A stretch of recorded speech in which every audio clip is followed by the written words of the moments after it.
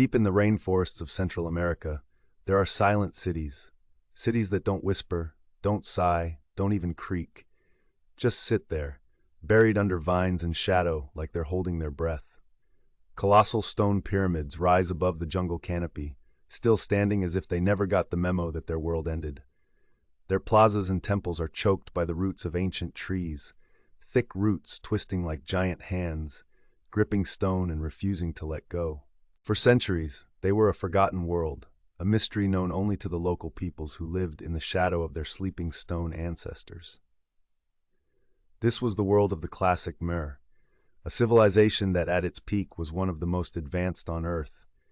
And honestly, even by modern standards, they were frighteningly impressive.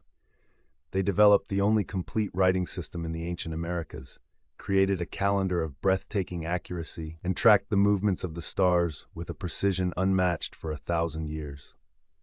They were a people of divine kings, strange and brutal rituals, and magnificent art, and then, in the heart of their southern homelands, they vanished. Not overnight, not like a sudden explosion or a dramatic final battle, but slowly, mysteriously, like a fire that burns lower and lower until it's just cold ash. Their greatest cities were abandoned, their population plummeted, and the jungle crept back in, quietly claiming everything. Why?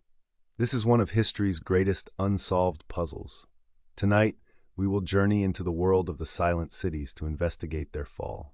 We will explore their golden age, and then, like archaeologists, we will examine the clues left behind in the stones and in the earth. Clues that point to a perfect storm of endemic warfare, catastrophic drought, and a self-inflicted environmental disaster. But before our journey begins, please take a moment to like the video and subscribe. It's a simple and wonderful way to support the channel, and it means a great deal to me. I'm also always curious to know where in the world and at what time you're joining me tonight, so I'd really love to hear from you in the comments. And now, settle in. Let the noise of the modern world fade away. Our journey takes us deep into the green heart of the jungle, to the mystery of the silent cities. For centuries, the great stone cities of the Mer slept, shrouded in the green embrace of the Central American rainforest. To the outside world, they did not exist. There were vague rumors and scattered reports from Spanish missionaries or local woodsmen, stories about strange stone idols, eerie carved faces, and vast collapsed palaces hidden deep in the jungle. But these tales were mostly dismissed as fantasy, the kind of story people tell at night when the fire is low and the forest feels too quiet.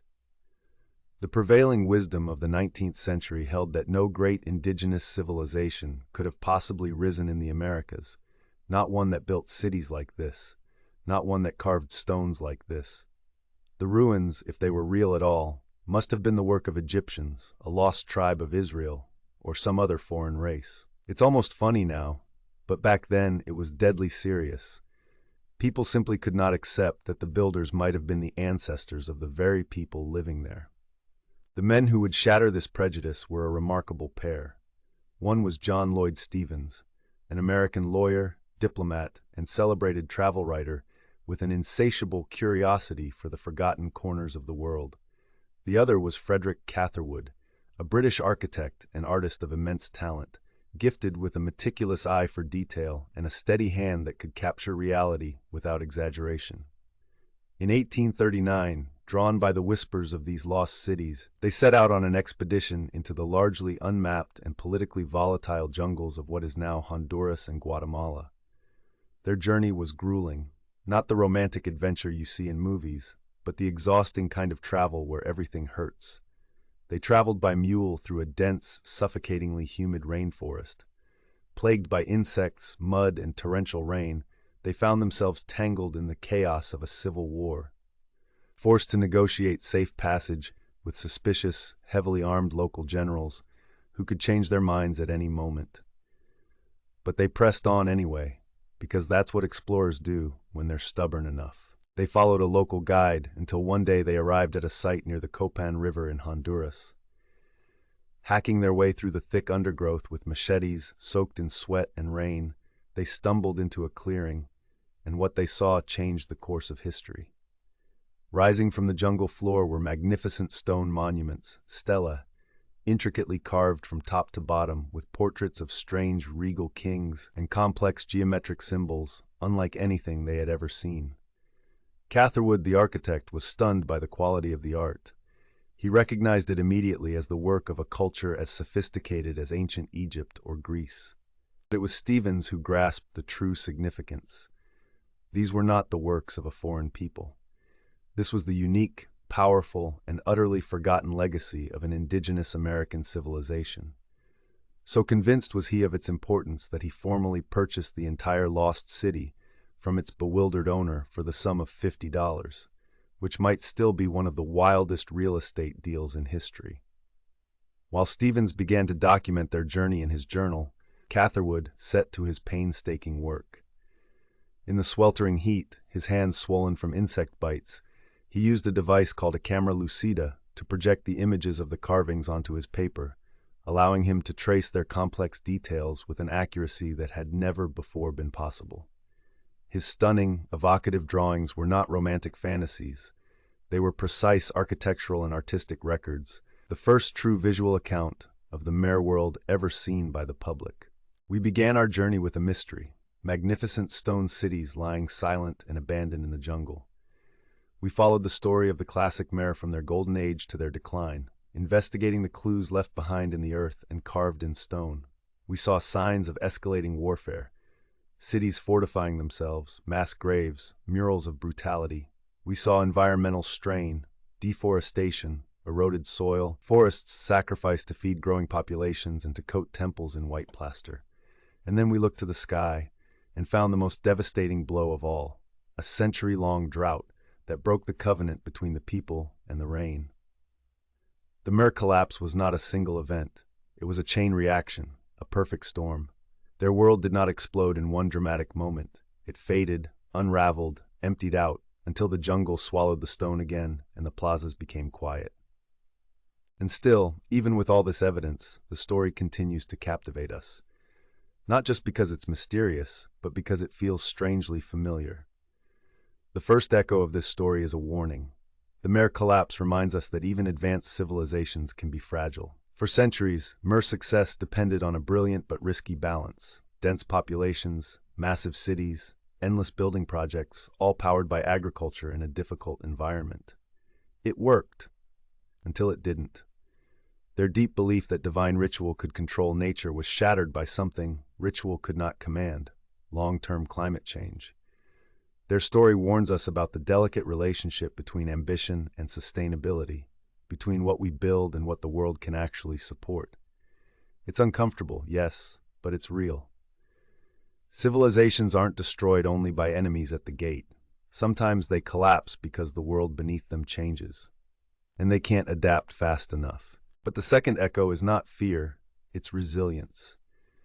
Because the collapse of the southern cities was not the end of the Mer people. It was the end of a system, not the end of a civilization's bloodline. The people survived by leaving what was unsustainable. They abandoned the giant cities. They spread out. They adapted. They endured. They survived drought. They survived centuries of turmoil. They survived invasion, conquest, and suffering. And they still exist today. That is the deeper legacy. The pyramids are magnificent, yes, but a culture is more than monuments. A culture is language, memory, family, tradition, survival. So we're left with two legacies. One is the haunting legacy of the silent cities. Pyramids rising above jungle, monuments covered in glyphs, plazas reclaimed by roots. A reminder of how high a civilization can climb and how quickly it can fall. The other legacy is living. The Mer people themselves, still speaking ancestral languages, still weaving symbols into textiles, still carrying a deep connection to the land. The silent cities aren't just ruins. They're a mirror. They force us to look at our own world, our relationship with nature, climate, resources, and the dangerous belief that growth can continue forever without consequence. The Mer believed time moved in cycles of creation and destruction, and maybe their story is history's most powerful reminder that no civilization, no matter how brilliant, is guaranteed permanence. Thank you for joining me on this long journey into the past. I truly hope the story of this great civilization has brought the beauty and mystery of the ancient world to life. I wish you a calm and peaceful night, and until next time, stay safe, stay curious, and take care. Even after everything we've uncovered, the drought, the wars, the deforestation, the unraveling of kingship, there's still something about the silent cities that feels almost unreal. Because the mare didn't collapse like an empire in flames. They didn't vanish with a single dramatic last stand. They simply emptied out. Their world didn't end with one final scream, but with a long fading away, like a song growing quieter until you suddenly realize it's already over. The pyramids remained, the plazas remained, the carved faces of kings remained, but the people were gone. And that image, the greatest cities of a mighty civilization sitting abandoned beneath the jungle canopy, still grips the imagination the way very few stories in history can. It feels like looking at a crime scene where the victim is an entire world and the clues are scattered everywhere, but nobody left a confession. And maybe that's exactly why the Mer collapse keeps pulling us in. It isn't just history, it's mystery mixed with warning, and it's hard to look away. What makes it even stranger is this. In the classic era, the Mer were masters of planning. Their kings recorded dates with precision. Their priests tracked Venus and eclipses like clockwork. Their scribes carved history into stone as if time itself could be pinned down and controlled. Their cities were engineered machines of power, reservoirs, terraces, plazas, ceremonial causeways, everything aligned, everything measured. And yet, even with all that intelligence, all that structure, all that obsession with cycles and order, their system couldn't survive the storm that hit it. And that's one of the most sobering parts of the entire story, because it shows that collapse doesn't require stupidity. Collapse doesn't require ignorance.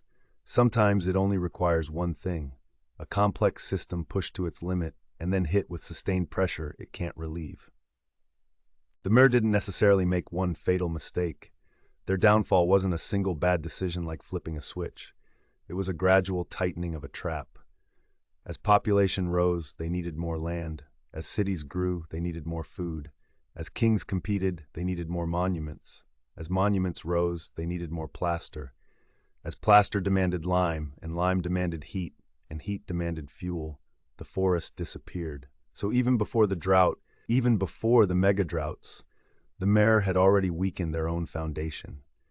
They were living in a world that looked stable, but had become extremely fragile, like a beautiful stone mask hiding cracks underneath. And then when the climate shifted, the drought didn't just make things hard. It made everything unstable all at once. Hunger increased, water became scarce, politics exploded, warfare became desperate, trade collapsed, and the divine kings lost their magic. And that part is huge, because the Mer system wasn't like a modern government where you vote people out and replace them. Their entire world was built around the king being sacred. The king wasn't just important, he was the bridge between life and gods. He was the reason the rains came, the reason the corn grew, the reason the calendar stayed aligned. But when famine hits year after year, when children starve, when reservoirs dry, when enemies raid farmland, when villages burn, and the king still stands there promising the gods will respond soon. Sooner or later, people stop believing. And when belief collapses, the entire structure collapses with it. The Mer kings didn't just lose battles. They lost credibility, they lost legitimacy, they lost their divine aura. And when that happens, you don't need a foreign invasion to destroy your society. The society dissolves from within. So what did the people do? They did what humans have always done when systems fail. They adapted. They didn't vanish into thin air. They didn't disappear like a magic trick. They walked away. They scattered into smaller communities. They sought new land, new water sources, new ways of living that didn't require feeding massive cities with stressed farmland. They abandoned the heavy, centralized, resource-hungry machine of classic civilization, and they chose survival. That's why it's important to say this clearly. The collapse was not the end of the Mer people. It was the end of a specific way of life. The silent cities are abandoned capitals, not graves. The culture didn't die, it transformed. And if you really think about it, that might be the most Mer thing of all. They believed in cycles. They believed worlds rise, worlds fall, worlds renew. Their classic era ended, but the people continued. Their journey continued, revealing one marvel after another, like the jungle was peeling itself back, one secret at a time. They explored the elegant multi-storied palace of Palenque in Mexico, its delicate stucco reliefs emerging from the jungle mist like something from a dream. And the fact that they continued is not a small detail. Today, millions of Mer descendants live in the same broad region: Mexico, Guatemala, Belize, Honduras, El Salvador. Many still speak Mer languages. Traditions survived, symbols survived. A great civilization can lose its cities and still remain alive through its people. That's a lesson we don't always recognize because we often measure civilizations by their monuments. But monuments are only stone. People are the living civilization. The silent cities may be the most famous Mer legacy, but the real legacy is the survival of the culture itself. The Mer did not become extinct. They did what intelligent humans do when the ground shifts beneath them. They adapted, endured, and kept moving. Even the fact that the Mer glyphs were finally deciphered feels poetic, because it's as if the cities stayed silent until the modern world was finally ready to listen. Think about it. For nearly a century after the ruins were rediscovered, scholars stared at those glyphs and saw only mysterious symbols, like pretty pictures locked behind glass. But once the work of Morozov and Proskoryakov cracked that code, suddenly the stones weren't silent anymore. Names came back to life, royal titles returned, wars had context, alliances became visible, and that is a powerful feeling. It's one thing to stand in front of a ruined pyramid and admire it. It's another thing entirely to realize the people who built it left behind messages that you can actually read. It's like hearing a whisper from 1500 years ago, finally made clear. So when we return to our starting image, those pyramids rising above the jungle canopy, plazas swallowed by roots, temples hidden under green, what we're really seeing is not just mystery. We're seeing the aftermath of a perfect storm, a civilization that grew too large for its environment and then faced a climate disaster that pushed it over the edge.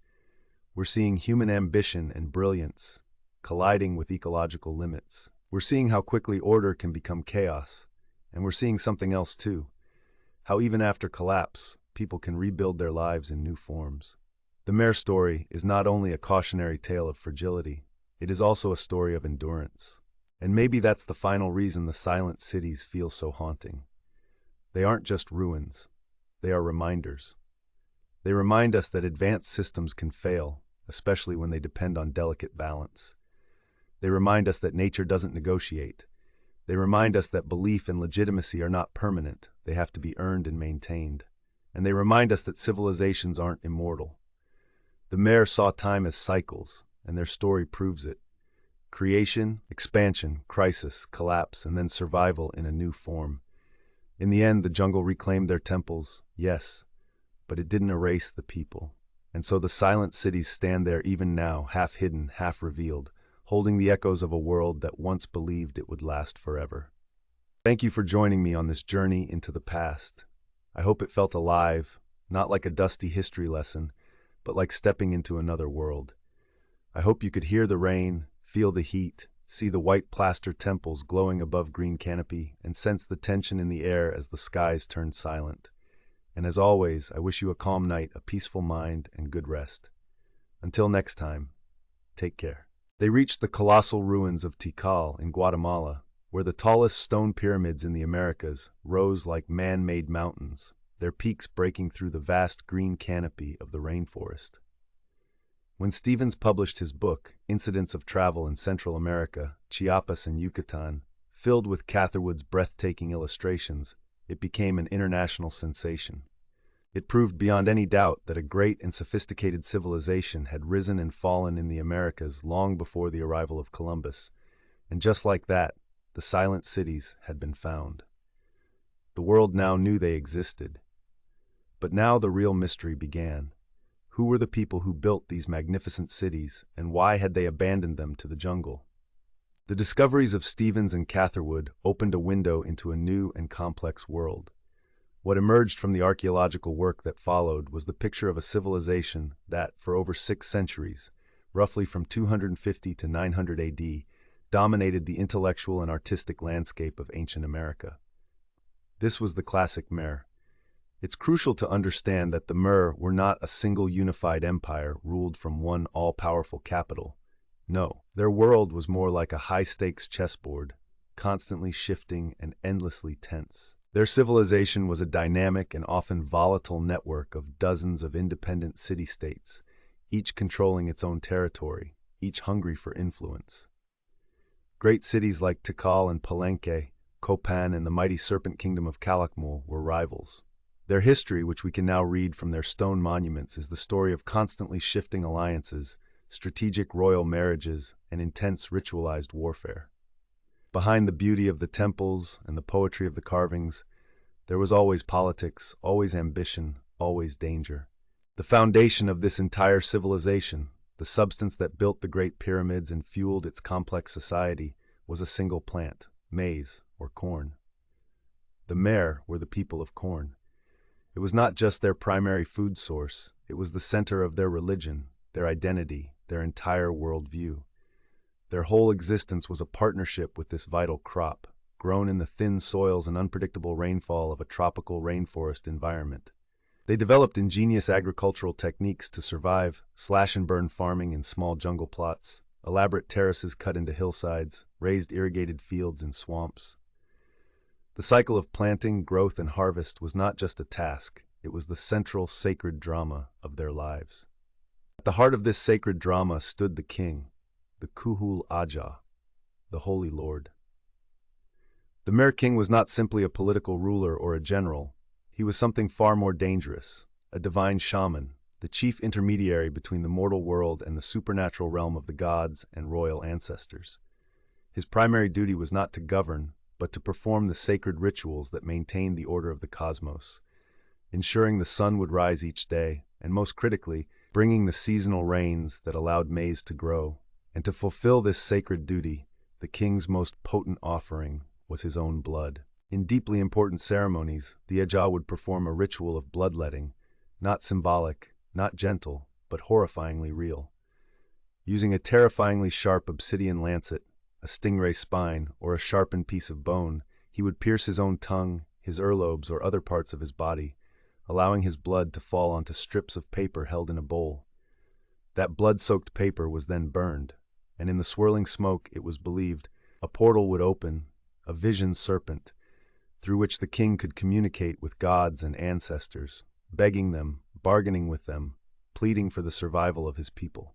This was the great cosmic bargain at the heart of Mer civilization. The people fed the king with tribute from their cornfields, and the king in return fed the gods with sacred blood. As long as this bargain held, the universe was in balance.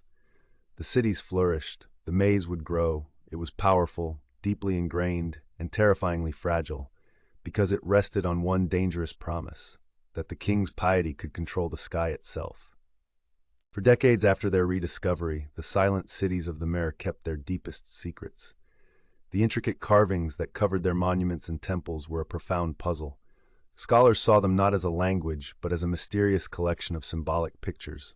Decorations, maybe religious signs, certainly beautiful, but supposedly unreadable. The true story of the Mer, it was believed, was lost forever.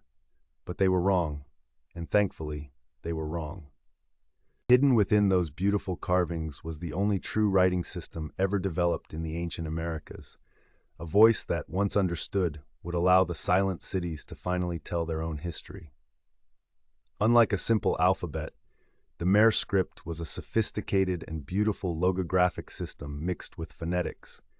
That means some glyphs represented whole words, while others represented syllables, and scribes could write the same word in multiple ways, either with one intricate image or by spelling it out sound by sound.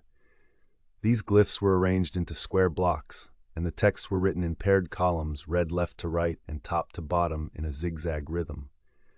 For centuries, the complexity made the script seem impossible to crack, like staring at a puzzle that refuses to admit it even has an answer. The key to their writing, and really their entire worldview, was their advanced mathematics. The Mer developed a base 20 number system of elegant simplicity. A single dot represented 1, a horizontal bar represented 5, and a stylized shell symbol represented something unbelievably advanced for its time, 0. The independent invention of 0 was a monumental intellectual leap, one that even powerful civilizations like the Romans never made. For the Mer, it was essential. It allowed them to calculate into the millions and track enormous cycles of time with terrifying precision. Time, for the Mer, was not casual. It was a sacred obsession. They didn't have one calendar, but several interlocking systems governing every aspect of life. There was the Tzolk'in, a 260-day sacred calendar used for ritual and divination. Running alongside it was the Hab, a 365-day solar calendar governing seasons and agriculture. These two systems meshed like gears, forming a larger 52-year cycle. And to track history across even vaster spans, they created the long count, a linear count of days since a mythical creation date in 3114 BC. It's the long count carved on their monuments that lets archaeologists today date Mer history with almost shocking accuracy. This mastery of mathematics and timekeeping was driven by a patient and obsessive observation of the cosmos. Mer priest astronomers, standing atop their pyramids, tracked the movements of the sun, the moon, and the planets with incredible precision. They could predict solar and lunar eclipses, events they viewed not as pretty sights but as terrifying omens, moments when something in the universe might be breaking.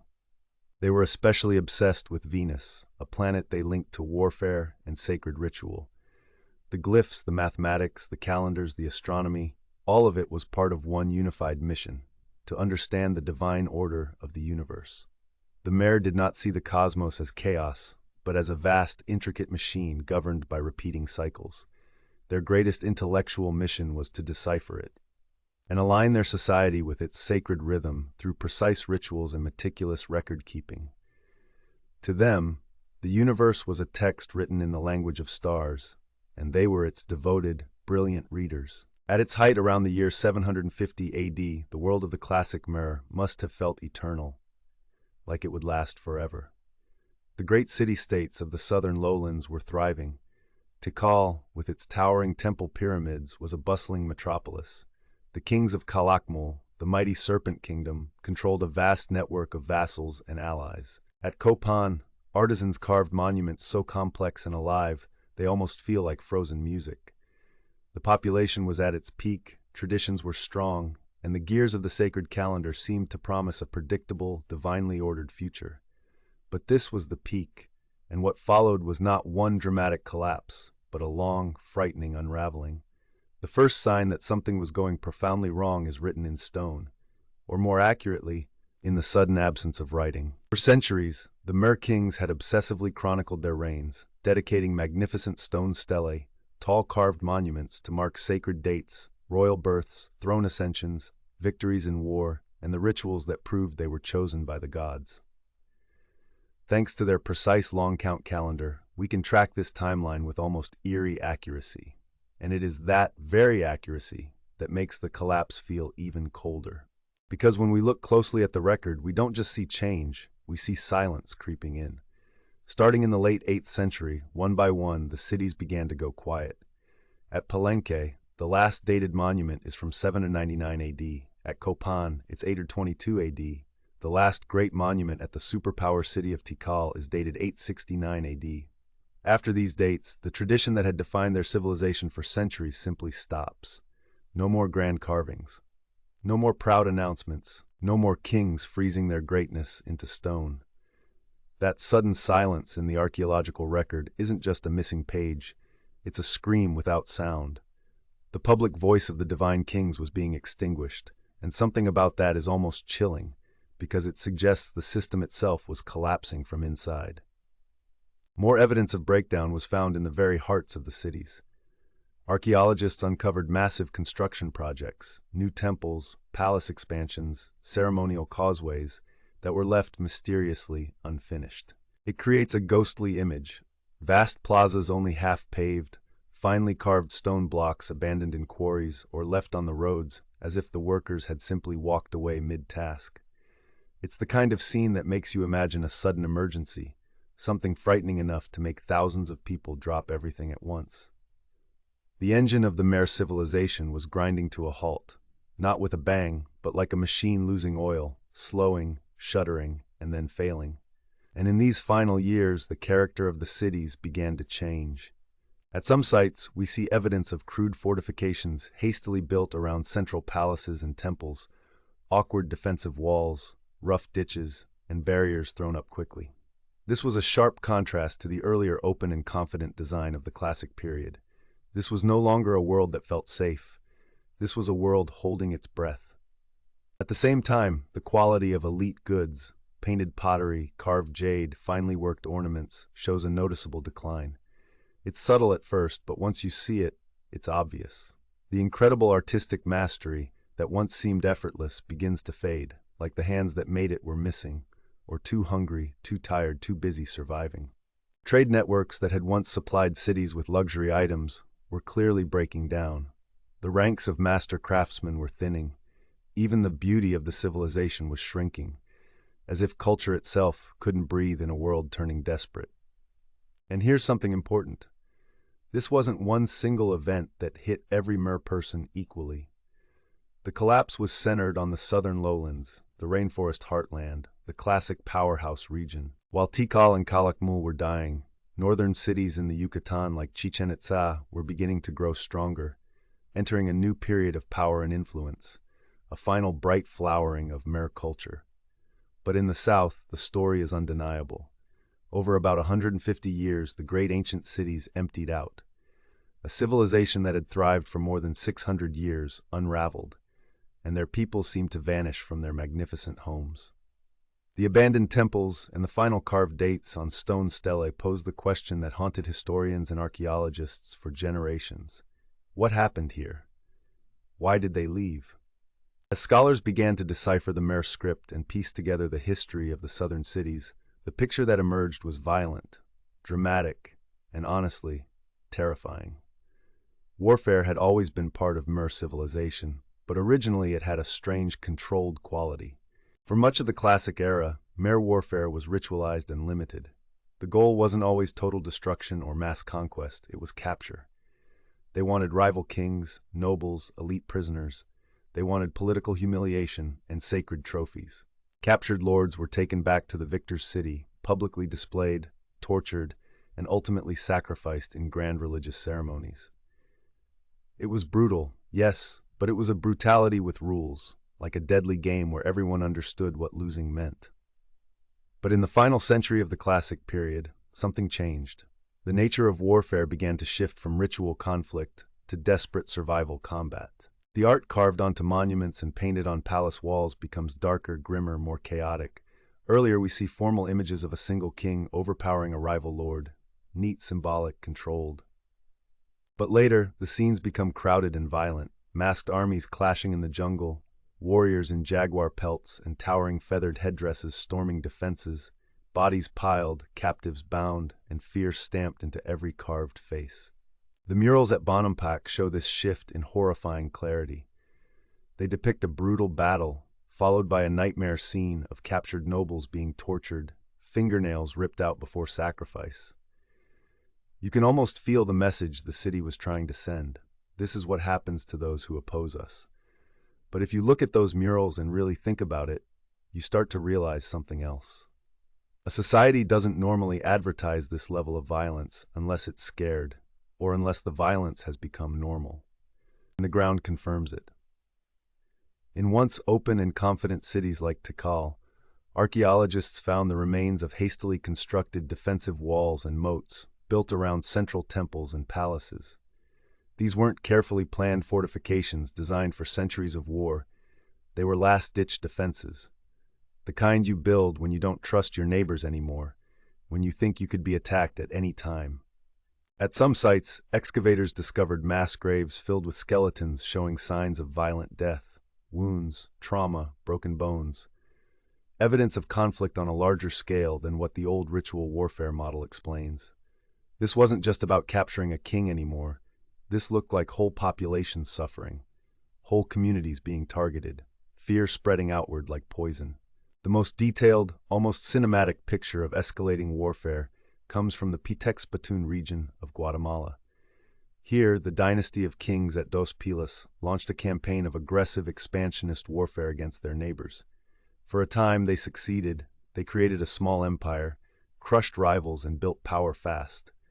But their aggression sparked retaliation, and soon the entire region fell into a death spiral of endless war.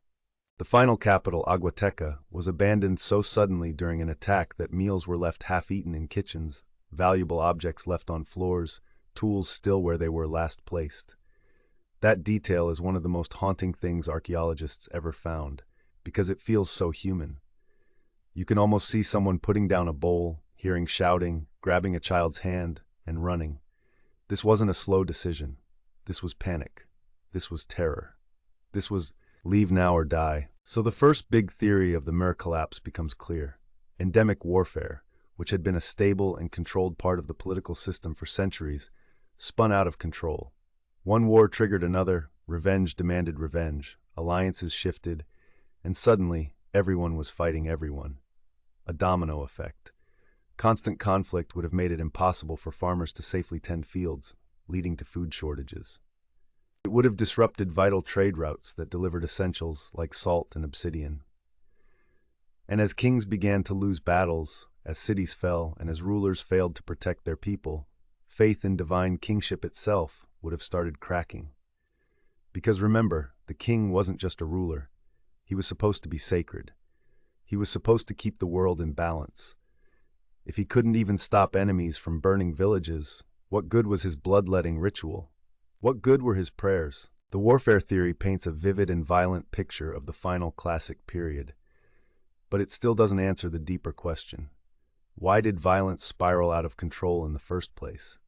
Why did the old system, which had survived for centuries, suddenly break? And this is where the story gets even more unsettling, because the next theory suggests the Mer weren't just fighting each other. They were fighting their own land. A growing body of evidence suggests they were losing a battle against their environment, and it may have been a battle they created with their own success. The collapse, in this view, wasn't just a tragedy, it was a self-inflicted wound. The rainforest is deceptive. It looks endlessly fertile, lush, green, overflowing with life, but the truth is almost the opposite. The soil is thin, fragile, and easy to destroy. The jungle survives because it recycles everything. Leaves rot quickly, nutrients are reused fast, and the ecosystem stays balanced as long as the forest remains intact. But once you remove the trees, the balance collapses. Supporting huge dense populations in this environment required brilliant agricultural engineering and careful management. For centuries, the Mer were masters of this. They built terraces, raised fields, and irrigation systems. They carved order out of chaos. But in the 8th century, as the population surged to its peak, pressure on the land became immense, and the cities demanded more, always more. The first massive demand was food. A city like Tikal may have had over 60,000 people, and feeding that many mouths required vast areas of forest to be cleared for maize, beans, squash. The second demand was even more relentless: architecture. Mer pyramids and palaces weren't bare stone, they gleamed. They were coated in thick, smooth layers of brilliant white lime plaster, often painted in vivid colors. These cities would have looked almost magical in sunlight.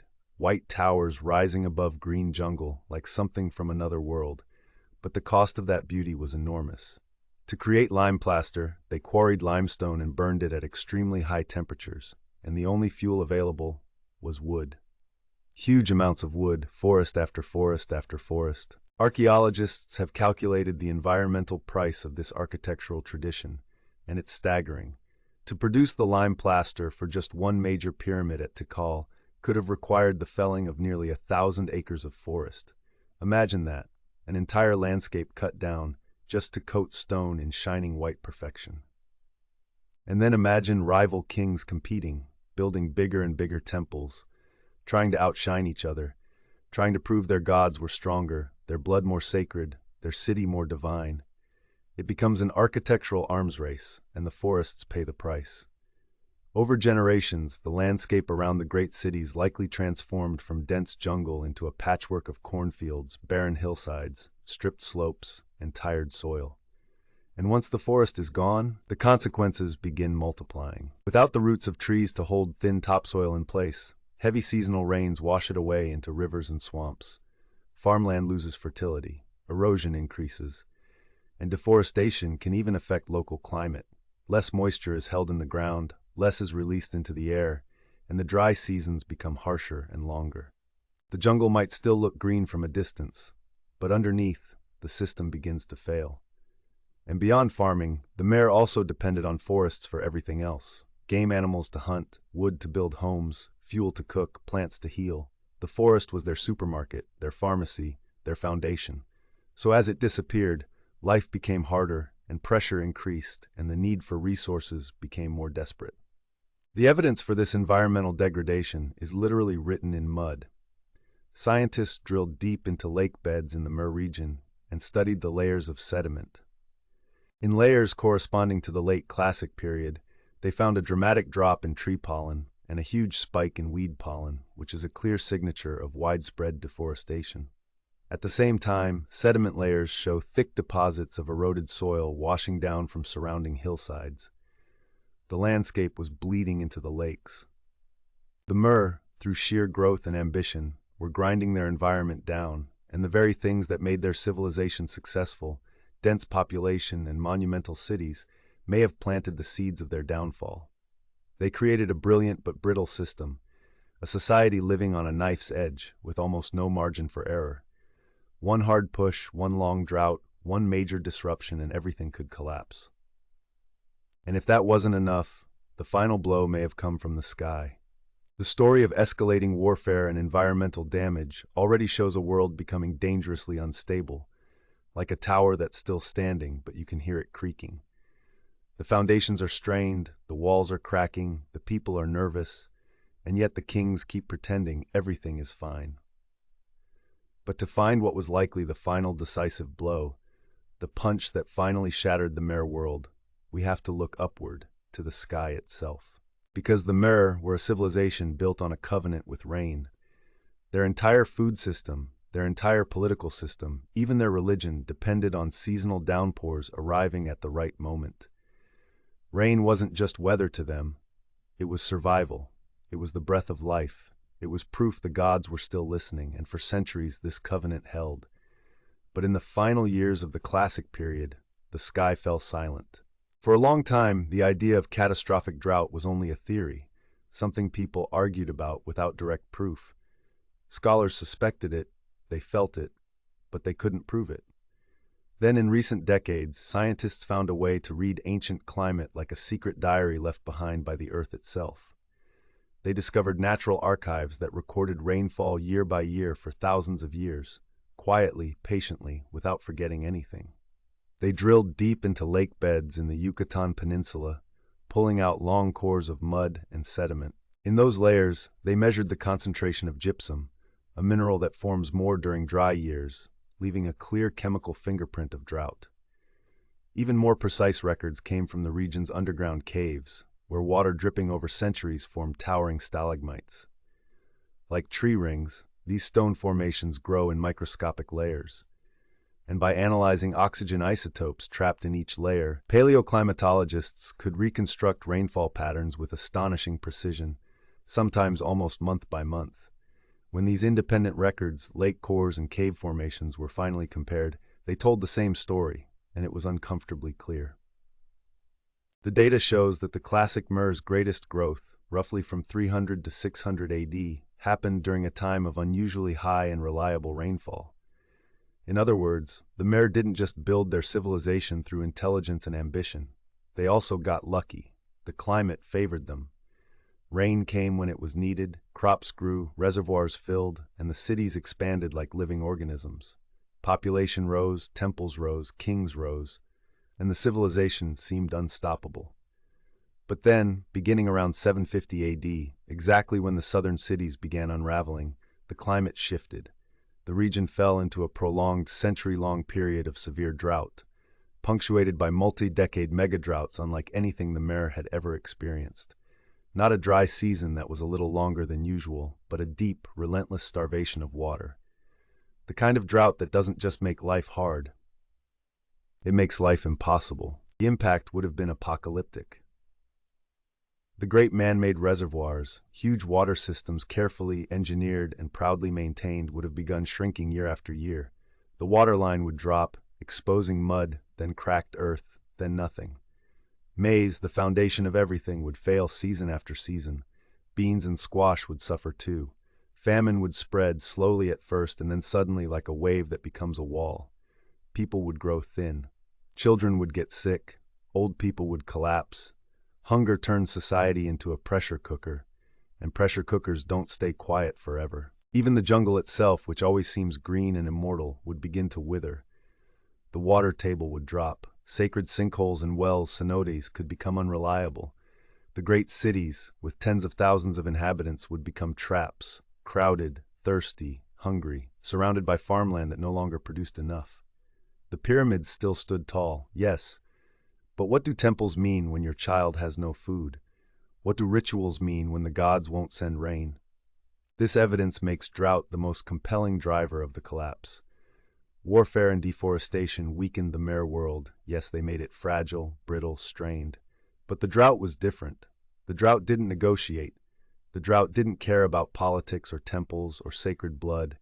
It just arrived and stayed, and it likely delivered the final inescapable blows. The divine kings, the Ajah, whose power depended on the claim they could bring rain through sacred rituals and bloodletting, would have performed ceremonies with increasing desperation. More blood, more offerings, more sacrifices, more smoke rising into a silent sky. But the sky remained empty. No rain, no mercy, no answer. And as the rains failed, the people's faith in the entire system began to crack. Because if the king could not do the one thing he promised, maintain cosmic order, then what was he? A ruler? Or just a man dressed in feathers pretending to be divine? The mystery of the classic Mer collapse is not a single bullet point, not one dramatic reason you can write on a plaque and walk away. There was no single smoking gun, no one invasion, no one plague, no one instant catastrophe that ended everything.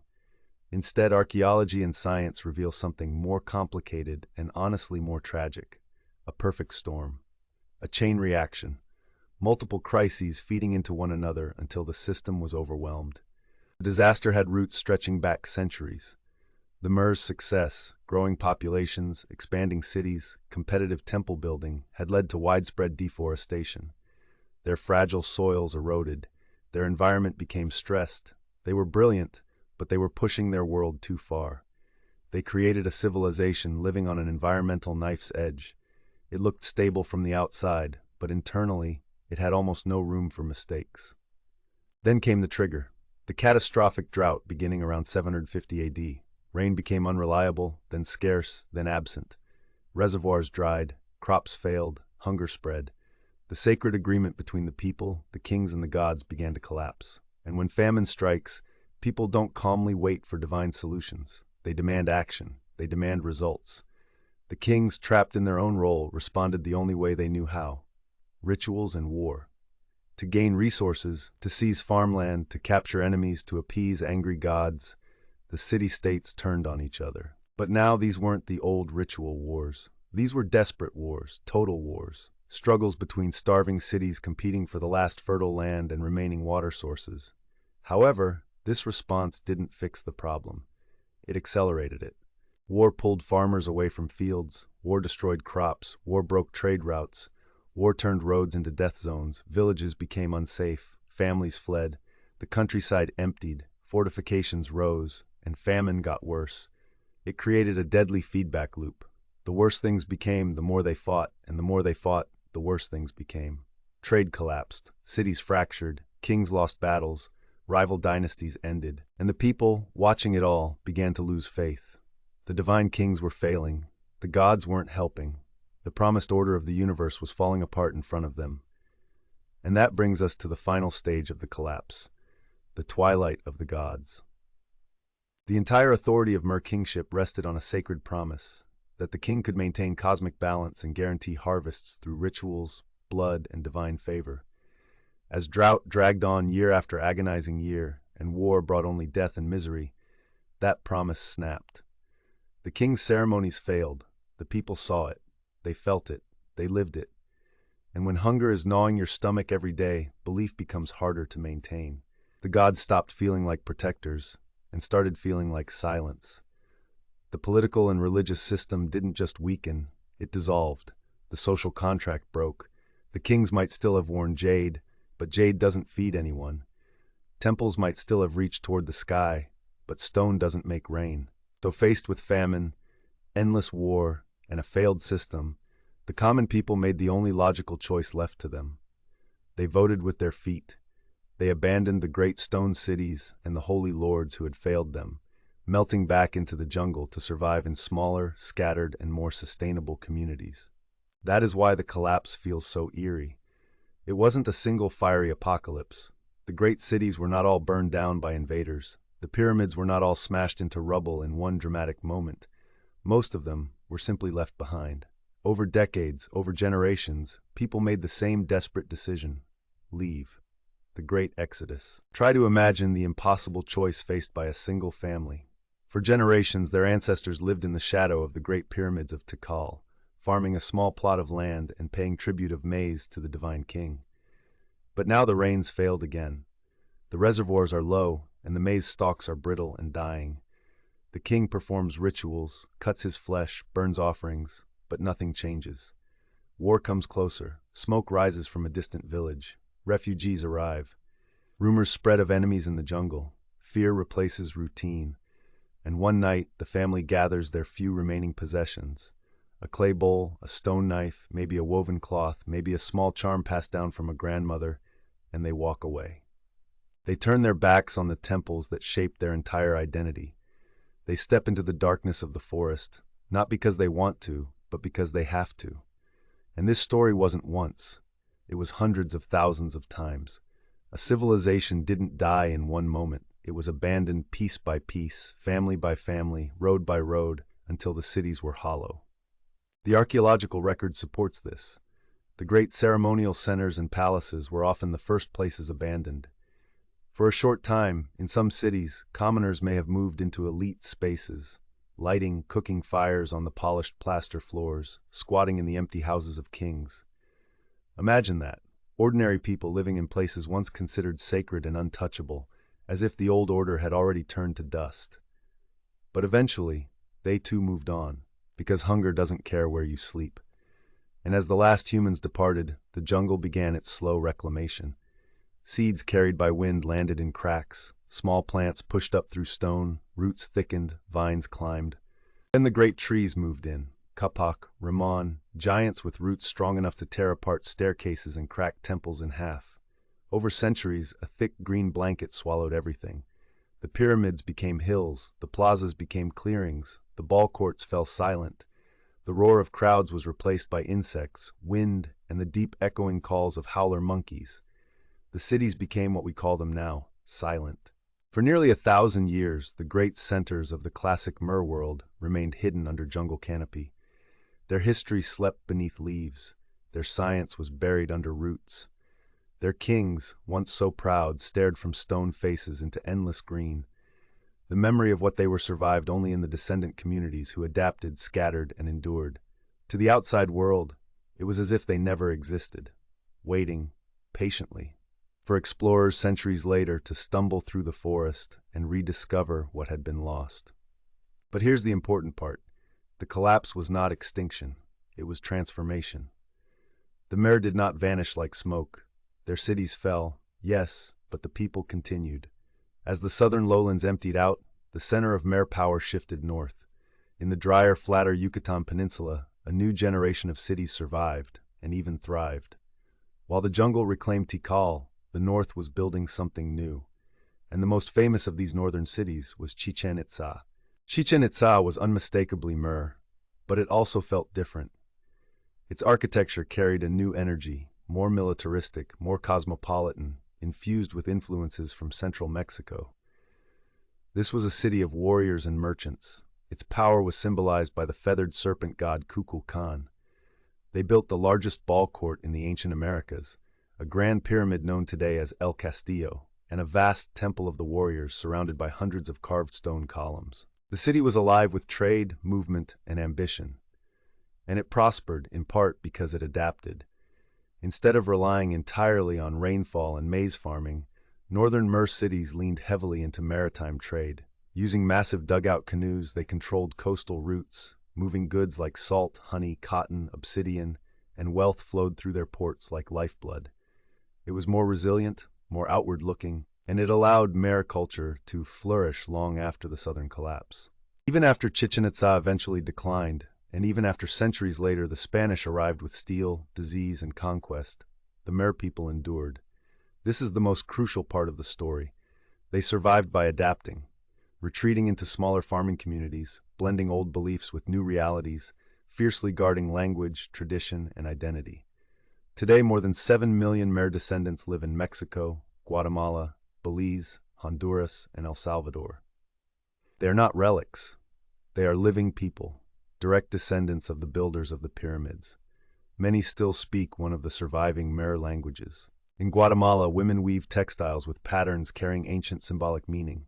In Yucatan villages, rituals survive that blend Catholicism with older reverence for the land, the forest, and the cornfield.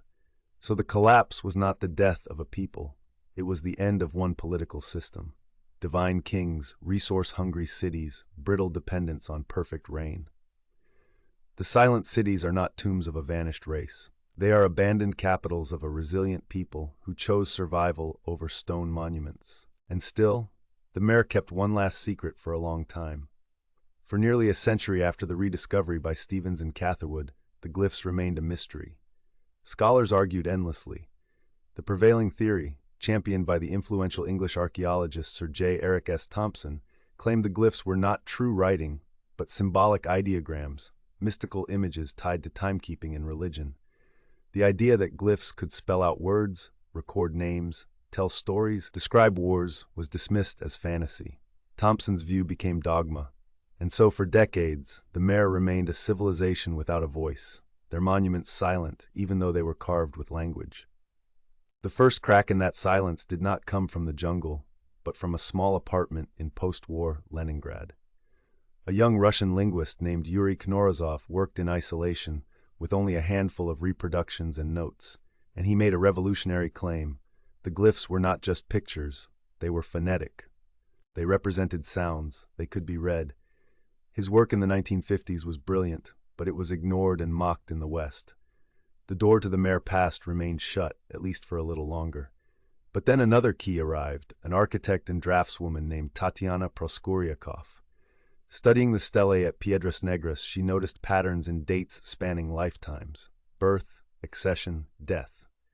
In 1960, she proved the monuments were historical biographies of rulers, not just religious symbols, real history, names, lives, power, death, and with that, the silence began to break. For nearly a century after the discoveries of Stevens and Catherwood, the intricate glyphs carved into Mer monuments remained a frustrating mystery. They were beautiful, detailed, and everywhere. And yet, for a long time, they might as well have been random decoration, because nobody could properly read them. The most powerful voice in Mer studies for decades was Sir J. Eric S. Thompson, a brilliant and influential English archaeologist who insisted the glyphs were not true writing in the way people imagined writing. He argued they were mostly ideographic symbols, mystical, religious, abstract, mainly recording time cycles and spiritual concepts. According to this view, the Mer were peaceful philosopher-priests, gentle stargazers counting the heavens, not kings fighting wars and ruling over city-states. It sounded elegant. It sounded sophisticated.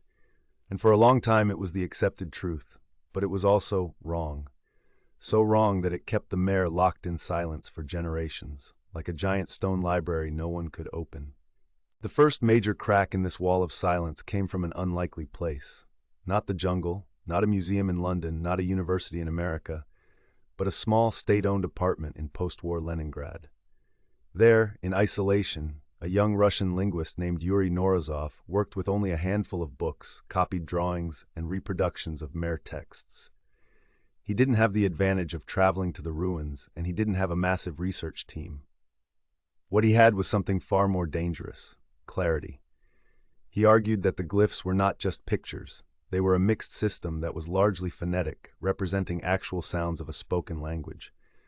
Not just symbols for ideas, but symbols for syllables and words. This would mean the Mer monuments were not simply calendars carved in stone, but stories, names, records, history. His work, published in the 1950s, was revolutionary. But the Western academic establishment, still loyal to Thompson's authority, dismissed it. Some even ridiculed it. It didn't fit the peaceful Mer myth, and it didn't fit the mindset of the era. So the door stayed shut, even though the key was already in the lock. Then came the person who truly pushed that door open. Not a linguist, but a brilliant architect and draftswoman named Tatiana Proskuryakov. She had fled the Russian Revolution as a child and later became known for creating astonishingly detailed reconstruction drawings of Mir ruins. But while working on stelae from the site of Piedras Negras, she noticed something most people missed. She saw repeating patterns of dates carved on monuments, and the dates weren't random. They clustered in a way that looked oddly human. For a single monument, the dates spanned roughly 60 to 80 years, the normal length of a human life. Proskuryakov had a moment of insight that completely shifted the field. These weren't cosmic events. These weren't only astronomical cycles. These were biographies. The earliest dates likely marked birth. A later date marked accession to the throne. Another date marked major events during rule. And the final date, death. In 1960, she published a groundbreaking paper proving beyond doubt that Mir stelae recorded historical lives, real rulers, real dynasties, real timelines. In that moment, the Mir stopped being a mysterious, faceless civilization and became human again. Their kings had birthdays, their kings took thrones, their kings died. Their monuments were not silent decorations. They were history carved into stone. Once that truth was accepted, everything changed. Proskuryakov's discovery shattered the old dogma and validated the phonetic approach Morozov had been insisting on. Suddenly, the glyphs were no longer impossible. They were simply waiting to be understood. And a new generation of scholars, working across continents, began making rapid progress. It was like watching a dam break. The names of rulers emerged from the stone. The dynasties of Tikal became visible. The royal families of Palenque gained voices. Wars that had once been guessed at now had dates, reasons, and outcomes. Alliances could be traced. Marriages could be identified. Captured kings could be named. Cities that once seemed like isolated ruins became players in a living political network. It was one of the greatest intellectual breakthroughs of the 20th century, the decipherment of the Mer script. And it changed everything. The Mer were no longer seen as harmless stargazers floating through time. They were revealed as real humans, brilliant, artistic, calculating, ambitious, violent, sacred, desperate, everything a civilization can be when it reaches great heights. The silent cities finally spoke, and what they said was not gentle. It was history.